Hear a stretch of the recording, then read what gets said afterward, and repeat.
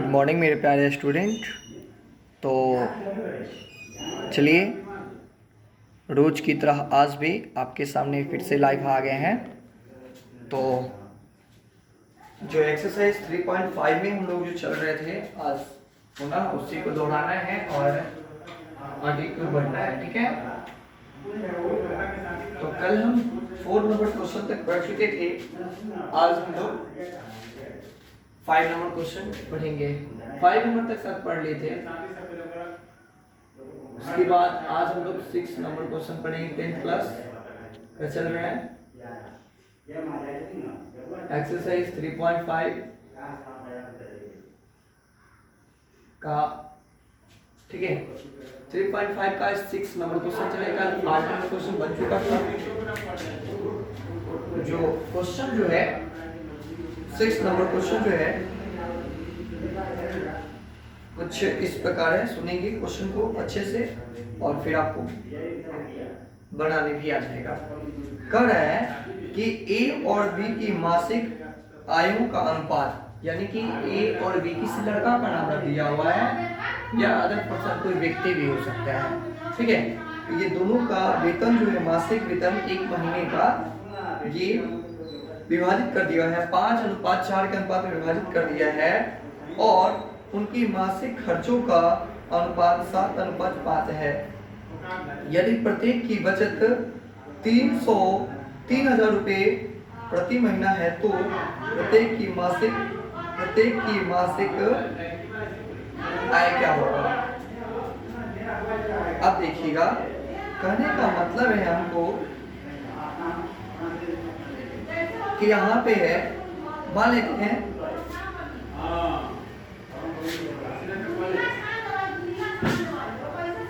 माना कि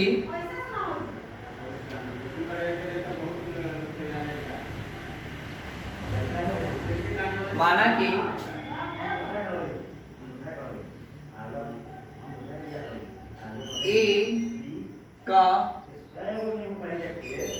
मासिक आय बराबर x का था,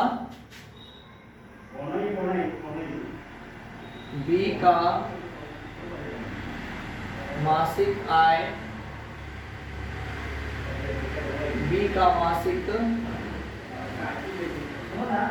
बराबर 22 रुपया। अब कहते हैं कि दोनों का अनुपात जो है, प्रश्न जो कहता है, प्रश्न से दोनों का अनुपात जो है ना, तो दोनों का अनुपात है 5:4 है, यानी कि 5:4 है, ठीक है। तो क्रॉस गुना कर लेते हैं 4x - 5y, यानी कि बराबर 5y, तो बराबर में इधर आएगा तो क्या होगा, -4y ना होगा। 5y = 0, समीकरण 1 आ गया, ठीक है।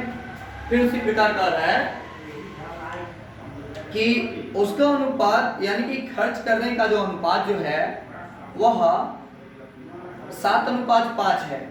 और वो क्या करता है, यदि प्रत्येक की बचत 3,000 प्रति महीना है, प्रत्येक की खर्च होगा यहाँ पे 3,000, तो अब खर्च क्या करेंगे, अब दोनों में से 3,000 प्रत्येक, यानी कि दोनों, तो दोनों में से जब हम 3,000 रुपया को घटा लेते हैं तो उसका अनुपात जो होता है 7:5 के अनुपात में आ जाता है। 7:5 के अनुपात में आ जाता है। गुना कर लेते तो 5x - 5 की 15,000 = 7y - 21,000, ठीक है। तो अब सबको एक तरफ ले आते हैं। 5x - 7y बराबर 21,000 प्लस 15,000। 5x - 7y बराबर कितना हो जाएगा, -6,000, ठीक है। ये क्वेश्चन तो आ गया। तो आप तो कर ही सकते हैं, लेकिन समीकरण 1 तथा 2 से समीकरण 1 तथा 2 से क्या है 1 4x माइनस 5y बराबर 0 या 5x minus 7y equal to minus 100,000। ठीक है, तो बराबर कर लेते हैं 5 से 4 से। समीकरण 1 में 5 से और समीकरण 2 में 4 से गुणा कर घटाने पर 20x माइनस 25y बराबर 0 या 20x माइनस 28y बराबर 24 कैंसिल हो जाएगा। तो यहाँ पे बचेगा कितना 3y बराबर 24,000 या यहाँ से y का मान जब निकालेंगे y का मान तो y बराबर हो जाएगा 24,000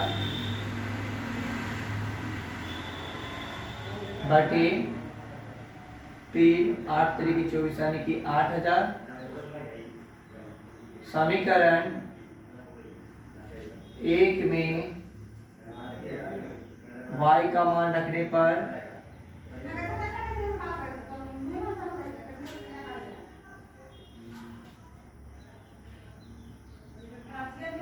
4x माइनस 5 इंटू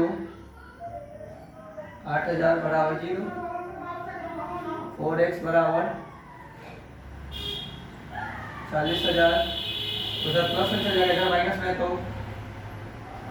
x बराबर 40,000 बटा 4x काटेंगे 40 का है यानी कि 10,000। ठीक है, तो x का मान आ गया 10,000 y का मान आ गया 8,000। ये आपका आंसर हो जाएगा। ठीक है, तो इस प्रकार के सवाल को आप लोग बहुत ही आसानी से अब सॉल्व कर लेंगे, कोई दिक्कत नहीं होने वाला है। ठीक है, तो हम चलते हैं नेक्स्ट क्वेश्चन की ओर। इसी से रिलेटेड जो क्वेश्चन होगा हम उसको छोड़ देंगे। ठीक है, यहाँ पे देखेंगे 7वां नंबर सवाल जो है कर है कि यदि कर है 7वां नंबर सवाल एक स्कूटर के भाड़े में नियत भाड़ा और किलोमीटर में तय की गई दूरी के भाड़े जुड़े हैं। यानी कि नियत भाड़ा, जैसे कि आप किलोमीटर वाले और नियत भाड़ा के बारे में भी आप लोग जानते होंगे, अगर नहीं जानते हैं तो समझ लीजिए। नियत भाड़ा कहने का मतलब है जैसे कि यहाँ से मीनापुर चौक से 0 माइल चौक के बीच यहाँ का नियत भाड़ा 20 रुपया है, या भी जितना भी हो, मान लिया जाए 20 रुपया है। लेकिन यहाँ से अगर देखा जाए आप लोग से अगर लेगा कि नहीं हमको किलोमीटर के हिसाब से भाड़ा चाहिए, प्रति किलोमीटर 5 रुपया, यानी कि प्रति किलोमीटर प्रति 5, मानी कि प्रत्येक किलोमीटर पे आपको 5 रुपया चाहिए। तो यहाँ से 19 किलोमीटर है 0 माइल, 5 से गुना कर दे 19 25 95, यानी कि आपको 95 रुपया चाहिए। तो नियत भाड़ा और किलोमीटर प्रति दोनों भाड़ा को जोड़ा गया हुआ है। ठीक है, यहाँ पर तो सवाल को आइए समझते हैं और फिर बनाते हैं।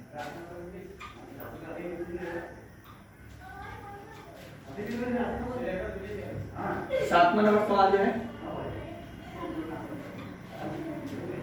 कुछ इस प्रकार से कर है कि एक स्कूटर के भाड़े में नियत भाड़ा और किलोमीटर में तय की गई दूरी के भाड़े जुड़े हैं।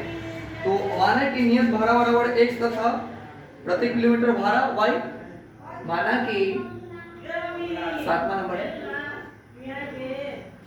माना नियत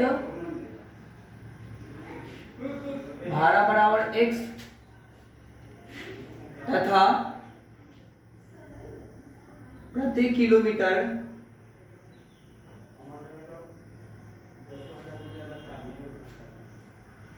भाड़ा बराबर y, यानी कि प्रति किलोमीटर भाड़ा, ठीक है ना, y हो जाएगा। तो प्रश्न क्या कहता है, प्रश्न कहता है उसके बाद, यानी कि यदि कोई व्यक्ति 12 किलोमीटर चलकर, नियत भाड़ा को तो हम लोग x माने हैं और दोनों जुड़ते हैं, दोनों जुड़ता है ना, तो कोई व्यक्ति 12 किलोमीटर, किलोमीटर को क्या माने y, तो 12 किलोमीटर चलकर 45 रुपया देता है, ये क्वेश्चन निकालेगा। तथा फिर कह रहा है चलकर, तथा और 20 किलोमीटर चलकर 73 रुपया, फिर नियत भाड़ा वही है 20 किलोमीटर चलकर, तो 20 किलोमीटर चलकर 73 रुपया देता है, ये क्वेश्चन सेकेंड आ जाएगा, ठीक है, ये क्वेश्चन सेकेंड आ जाएगा। तो फिर तो आप यहाँ सब निकाल सकते हैं नियत भाड़ा और प्रति किलोमीटर भाड़ा। तो समीकरण यहाँ पे लिख सकते हैं ना कि समीकरण 1 - 2, 1 - 2 कर देंगे, x + 12y बराबर 45,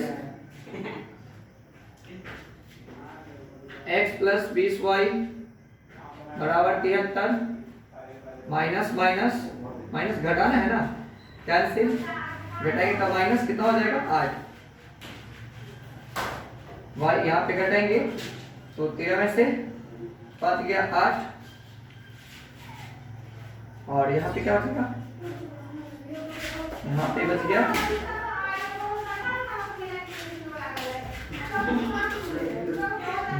6 में से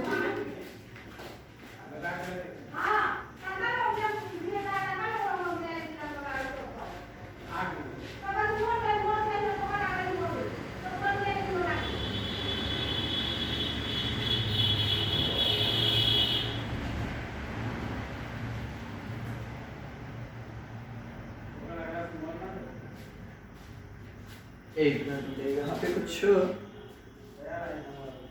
ना, कुछ तो गलती है जरूर।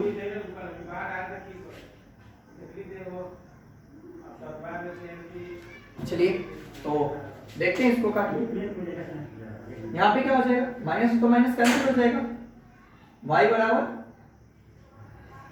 28/4/8, 4 14 7 3 बचेगा ना, तो y बराबर 3 से 7 कितना अंतर करेगा, 3.5, 3.5 रुपया, यानी कि 3.5 रुपया के लगभग में y का मान, यानी कि प्रति किलोमीटर भाड़ा जो माने कि प्रति किलोमीटर भाड़ा, प्रत्येक 1 किलोमीटर पे आपको जो भाड़ा जो चुक रहा है वो हो रहा है 3 रुपया 50 पैसा, यानी कि 3.5 रुपया।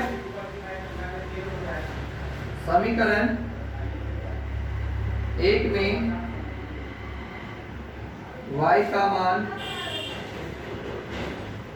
रखने पर y का मान देते हैं, तो x + 12 गुने 3 रुपया 5 पैसा बराबर 45। तो इसको क्या करेंगे, x + 12 पंजे 60 के 0 वहां से 6 बाकी 36 36 और 6 यानी कि बराबर 45, x बराबर 45 x बराबर 3, यानी कि आपको नियत भाड़ा जो है, नियत भाड़ा बराबर, अतः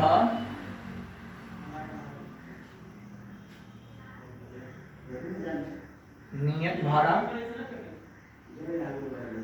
बराबर 3 रुपया तथा प्रति किलोमीटर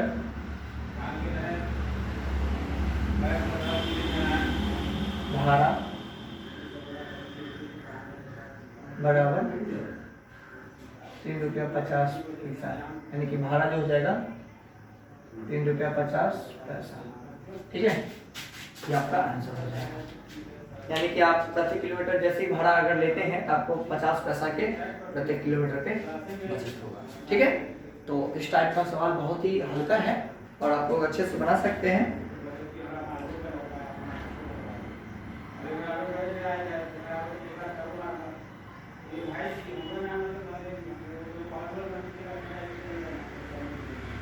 और उसके बाद कह रहा है कि नहीं,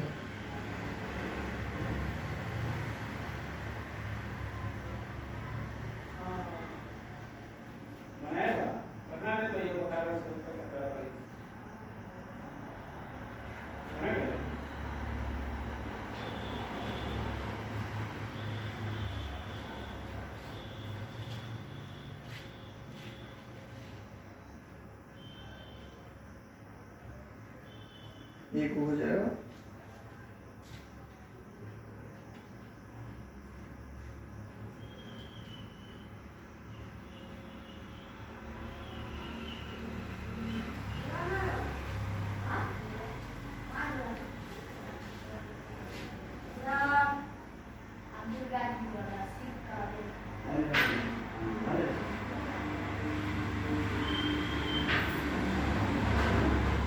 चलिए अगले क्वेश्चन को हम लोग पढ़ते हैं। किसी शहर में टैक्सी भाड़ा प्रतिदिन का निश्चित भाड़ा तथा 30 किलोमीटर, एकदम सेम क्वेश्चन है, बन जाएगा ये। किसी कॉलेज की किसी छात्रावास में खर्च का एक भाग, ये भी बन जाएगा, बहुत ही हल्का है। 9वां नंबर भी बहुत हल्का है, बन जाने वाला क्वेश्चन है ये सब। 11 भी बहुत हल्का है। हम चलते हैं 12 नंबर क्वेश्चन की ओर।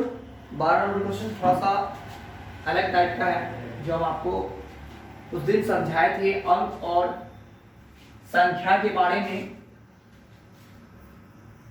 सो आगे उस पर बात करते हैं। कारण कि दो अंकों की एक संख्या और उसके पलटने से, उसके अंकों के पलटने से बनी संख्या का योग 132 है। आप लोग तो जानते ही होंगे, इकाई और दहाई मान करके बनाते। माना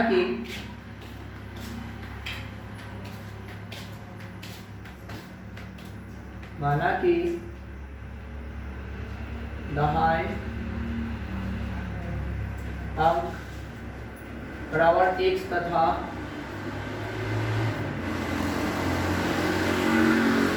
इकाई अंक बराबर y, तो कहते हैं कि संख्या बराबर क्या हो जाएगा, संख्या बराबर हो जाएगा 10x + y। ये कहां से आया पता है ना, दो अंकों की संख्या, तो एक दहाई अंक एक इकाई अंक होगा, इसलिए प्रश्न क्या कहता है,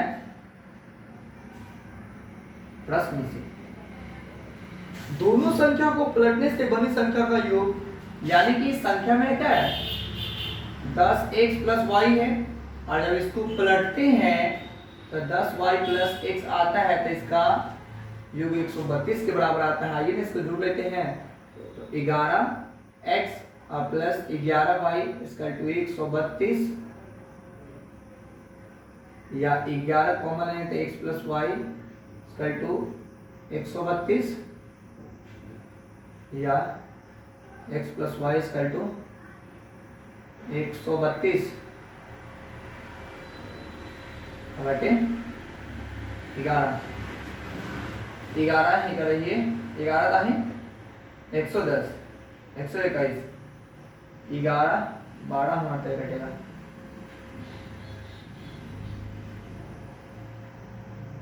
x + y = 12। ये क्वेश्चन फर्स्ट आ जाएगा।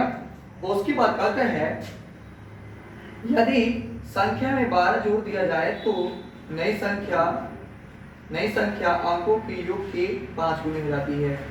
अगर कह रहा है, अगला क्वेश्चन कह रहा है कि अगर संख्या में 12 जोड़ दिया जाए तो अगला संख्या जो है ना, अगला संख्या में 12 जोड़ दिया जाए तो नई संख्या अंकों के योग के 5 गुना हो जाती है। मान लिया जाए संख्या क्या है, तथा संख्या क्या है मेरा 10x और प्लस y, इसमें अगर हम 12 जोड़ देते हैं तो ये संख्याओं का योग जो होगा, संख्या ही मानते हैं, संख्याओं का योग 5 गुनी हो जाएगी। ये क्या हो जाएगा 10x plus y plus 12 to 5x plus 5y, और सबको एक तरफ लाते हैं तो 10x plus y minus 5y minus 5, और इधर इसको भेज देते हैं 12 माइनस में चल जाएगा, इधर घटाएंगे कितना बचेगा 5x माइनस 4y बराबर माइनस 12। ये क्वेश्चन सेकेंड आ गया, तो आप लोग बना सकते हैं अच्छे से। तो यहाँ पे क्या करेंगे हम लोग, समीकरण 1 में 4 से गुणा कर जोड़ने पर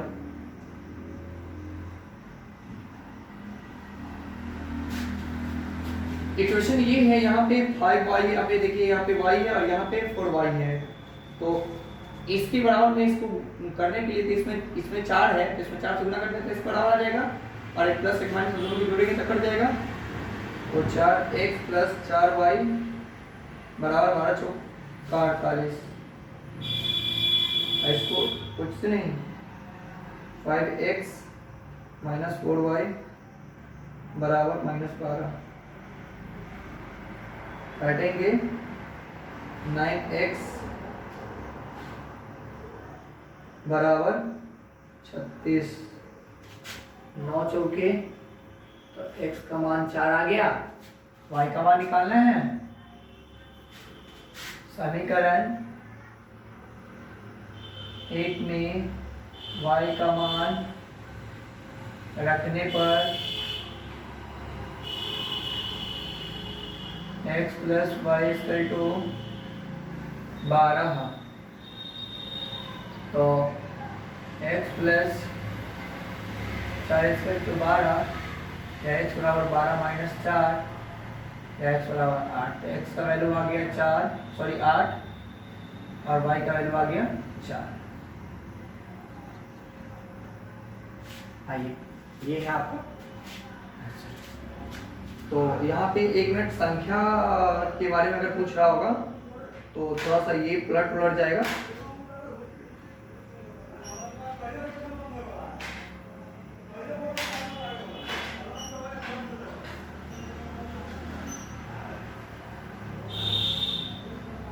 तो यहाँ पे संख्या जो है आपका, संख्या यहाँ पे संख्या कर कि संख्या बराबर क्या था, संख्या बराबर 10x प्लस वाई, तो 10 गुने 8 प्लस 4 10 8 80 प्लस 4 84, संख्या बराबर क्या आ जाएगा 84।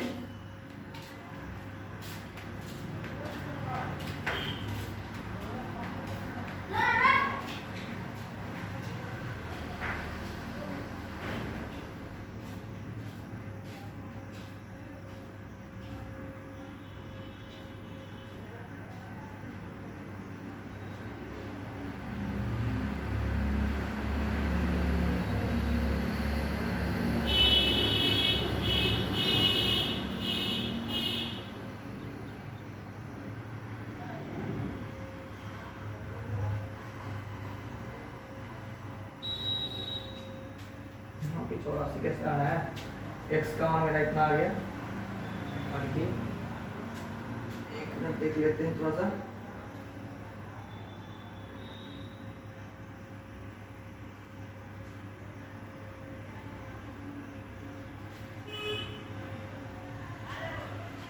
x का वैल्यू ना 4 आया हुआ है, सॉरी यहाँ पे x का वैल्यू 4 आया हुआ है, तो यहाँ पर x का वैल्यू रखेंगे। सॉरी यहाँ पर देखिए x का वैल्यू मैंने निकाला था, रखने पर तो x plus y equal to 12 या 4 प्लस वाई इक्वल टू 12 या y equal to 12 minus 4, y का मान 8 आ जाएगा, x का मान 4, वाई का मान 8 और संख्या बराबर, तो संख्या का रहा था, संख्या है 10x प्लस वाई, तो 10 गुने 4 प्लस 8, 40 जोड़ 8 48, ये आपका आंसर हो जाएगा। ठीक है, तो यही आपका आंसर हो गया।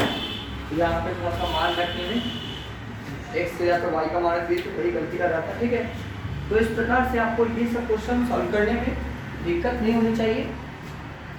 सेम इसी टाइप का क्वेश्चन है आगे। ठीक है, और आगे आप लोग से क्वेश्चन अगर नहीं बनता है, कल हम लोग भिन्न वाले क्वेश्चन पे चलेंगे थोड़ा सा, तो भिन्न वाला क्वेश्चन जब बना लेंगे उसके बाद कुछ आयु संबंधित क्वेश्चन है, तो आयु संबंधित क्वेश्चन में बहुत ही ज़्यादा मजा आने वाला है। आपको नया नया ट्रिक सिखाएंगे आयु संबंधित क्वेश्चन पे। ये देख लीजिएगा, आज के लिए इतना ही।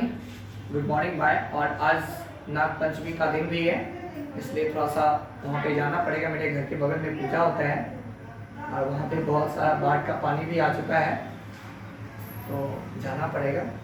आज के लिए इतना ही। Good morning, bye.